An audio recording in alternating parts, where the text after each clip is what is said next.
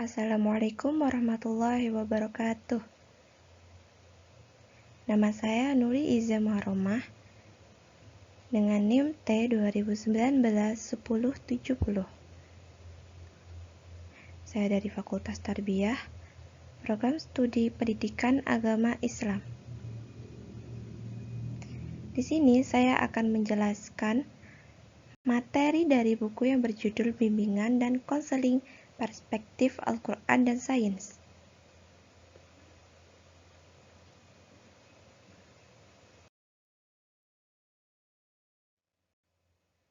Mengenai bab 2, yaitu peningkatan kompetensi konselor.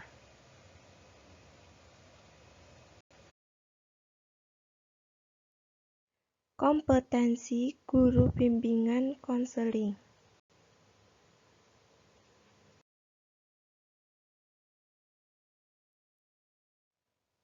Yaitu kompetensi pedagogi. Yang pertama, menguasai teori dan praksis pendidikan. Jadi, guru bimbingan konseling itu harus menguasai teori dan juga mengimplementasikan teori tersebut dalam kehidupan sehari-hari, terutama dalam dunia pendidikan. Yang kedua, yaitu mengaplikasikan perkembangan fisiologis dan psikologis serta perilaku siswa, di mana setiap siswa memiliki keunikan masing-masing, kondisi fisik, psikologis, dan kecenderungan perilaku yang dimilikinya. Memahami dan menghargai seluruh perbedaan yang dimiliki oleh siswa menjadi tugas guru bimbingan konseling di sekolah. Layanan konseling diberikan kepada siswa agar mereka mendapatkan pemahaman, menerima, dan juga menerima lingkungan secara objektif, positif, dan dinamis, sehingga terwujud kehidupan yang efektif setiap saat.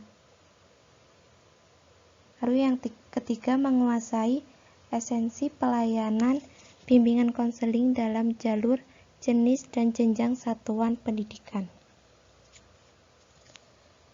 Pelayanan bimbingan dan konseling di sekolah memiliki esensi yang berbeda untuk setiap jenis dan juga jenjangnya.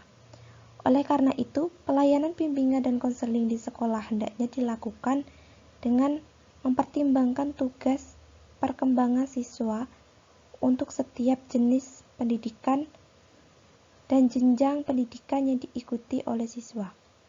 Penyusunan program layanan bimbingan dan konseling haruslah dengan mempertimbangkan dua hal esensi, yaitu tugas perkembangan siswa itu sendiri yang sesuai dengan jenis jalur jenjangnya. Yang kedua yaitu need assessment yang dilakukan secara pengadministrasian berbagai instrumentasi untuk mengetahui kebutuhan siswa secara individu dan juga kelompok. Dengan melakukan penyusunan program yang demikian, memungkinkan guru bimbingan konseling akan dapat memberikan pelayanan yang baik di sekolah sesuai dengan kebutuhan siswa yang diperlukan.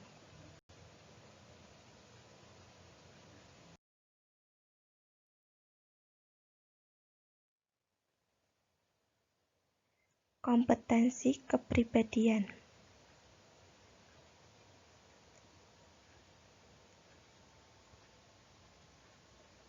Yang pertama, yaitu beriman dan bertakwa kepada Tuhan Yang Maha Esa. Di mana menjadi manusia yang beriman dan bertakwa kepada Tuhan Yang Maha Esa berarti kita meyakini adanya kekuasaan mutlak oleh Allah Subhanahu wa Ta'ala atas segala apa yang telah diamanahkan kepada kita. Setiap keputusan dan tindakan yang kita lakukan tidak luput dari pengawasan Allah Subhanahu wa Ta'ala, dan sudah barang tentu kita akan mempertanggungjawabkannya kelak di kemudian hari. Lalu yang kedua, yaitu menghargai dan menjunjung tinggi nilai-nilai kemanusiaan, individualitas, dan kebebasan memilih. Salah satu tugas guru bimbingan konseling di sekolah ialah membentuk pribadi unggul siswa agar tidak mudah rapuh, sikap sosial yang baik, dan pengendalian diri yang baik. Oleh karena itu, guru bimbingan konseling hendaknya terlebih dahulu memiliki pribadi yang unggul. Kepribadian guru bimbingan konseling di sekolah menjadi contoh positif bagi semua siswa, sehingga siswa mendapatkan kenyamanan melalui sikap, sifat, dan perilaku guru yang ditampilkan di sekolah. Yang ketiga yaitu menunjukkan integritas dan stabilitas kepribadian yang kuat. Integritas sebagai suatu keterpaduan antara pikiran, sikap, dan tindakan yang utuh dalam kepribadian seorang guru bimbingan konseling hendaknya dapat selalu dalam kondisi stabil dan kuat akan segala tantangan yang ada. Yang terakhir, menampilkan kinerja berkualitas tinggi. Seorang guru bimbingan konseling hendaknya selalu menampilkan kinerja yang berkualitas tinggi, yaitu kinerja yang dapat memberikan manfaat positif bagi perkembangan siswa di sekolah. Sukses tidaknya guru bimbingan konseling melaksanakan kegiatan layanan bimbingan konseling di sekolah dapat dilihat dari sikap siswa terhadap guru bimbingan konseling. Apakah guru bimbingan konseling semakin didekati atau semakin dijauhi? Disiplin siswa, apakah siswa semakin disiplin atau tidak? Suasana belajar siswa apakah semakin baik? Interaksi sosial siswa apakah semakin baik pula? Jadi seperti itulah kompetensi kepribadian dari guru bimbingan konseling di sekolah.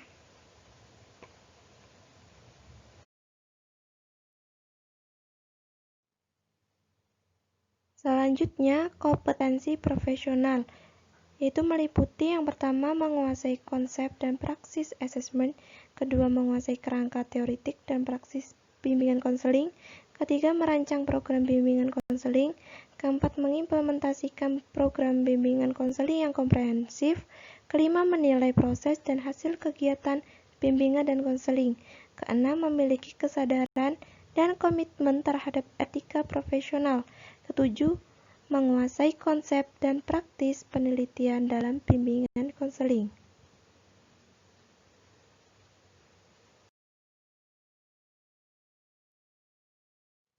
Peningkatan kompetensi konselor.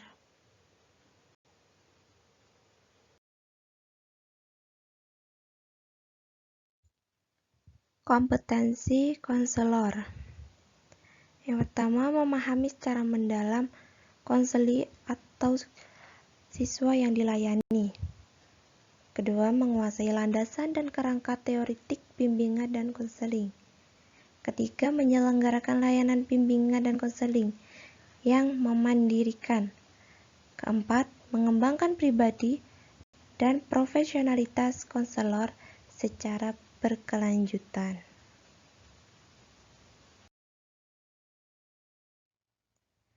Kualifikasi dan kegiatan profesional konselor. Menurut Profesor Sofyan S. Willis, kualitas konselor adalah semua kriteria, keunggulan termasuk pribadi, pengetahuan, wawasan, keterampilan dan nilai-nilai yang dimilikinya yang akan memudahkannya dalam menjalankan proses konseling, sehingga mencapai tujuan secara efektif.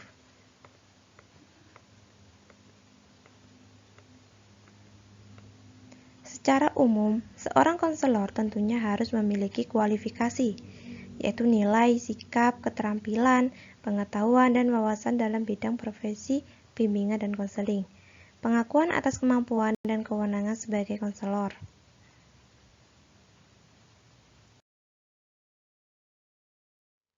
Peningkatan profesionalitas konselor.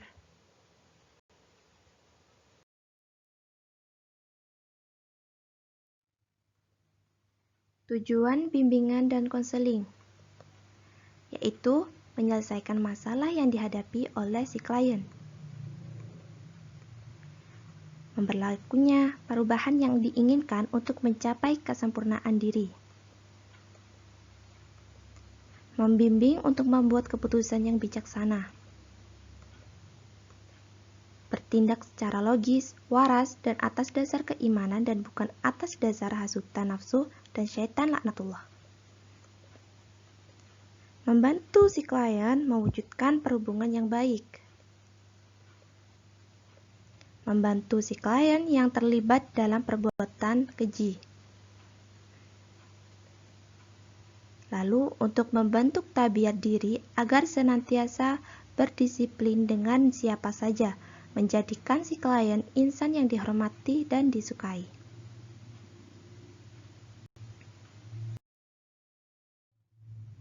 Selanjutnya, pengertian profesionalitas konselor.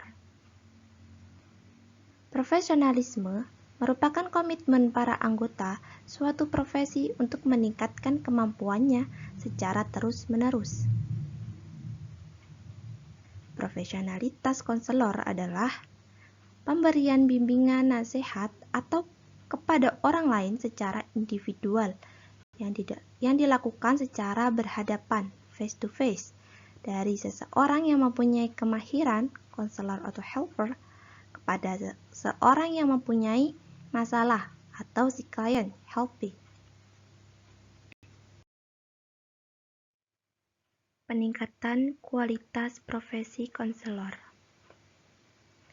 Standarisasi untuk kerja profesional konselor, di mana masih banyak orang yang beranggapan bahwa untuk pekerjaan bimbingan dan konseling dapat dilakukan oleh semua orang, asalkan sudah mampu berkomunikasi dan berwawancara dengan baik.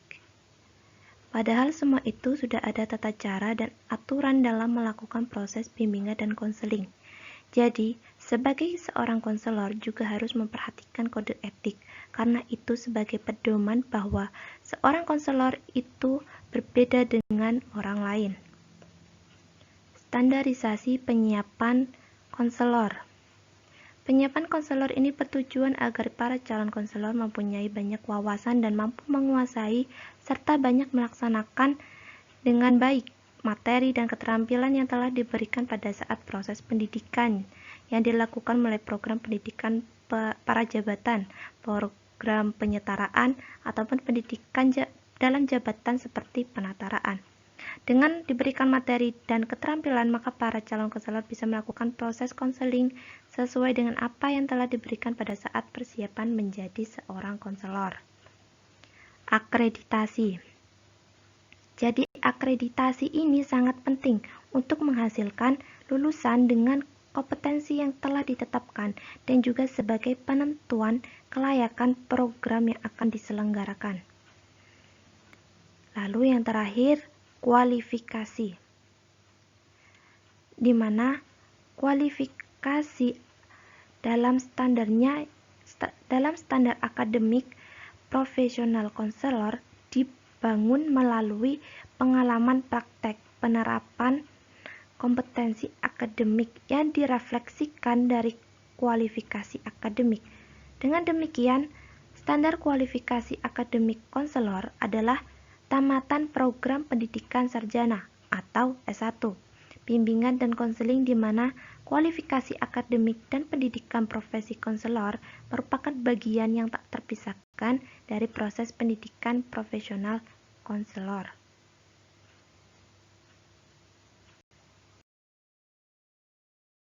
Memaksimalkan pengembangan keterampilan konselor.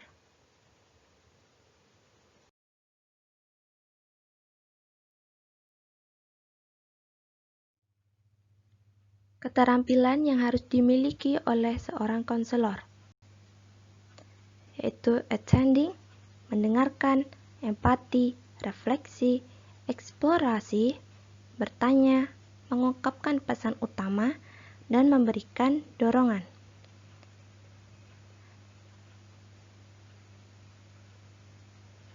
Selain itu, harus juga memiliki keterampilan menyimpulkan sementara, keterampilan memimpin, keterampilan memfokuskan, keterampilan melakukan konfrontasi, keterampilan menjernihkan, keterampilan memudahkan, keterampilan mengarahkan, keterampilan memberikan dorongan, keterampilan mengambil inisiatif, keterampilan memberi nasihat, keterampilan memberi informasi, dan keterampilan menafsirkan.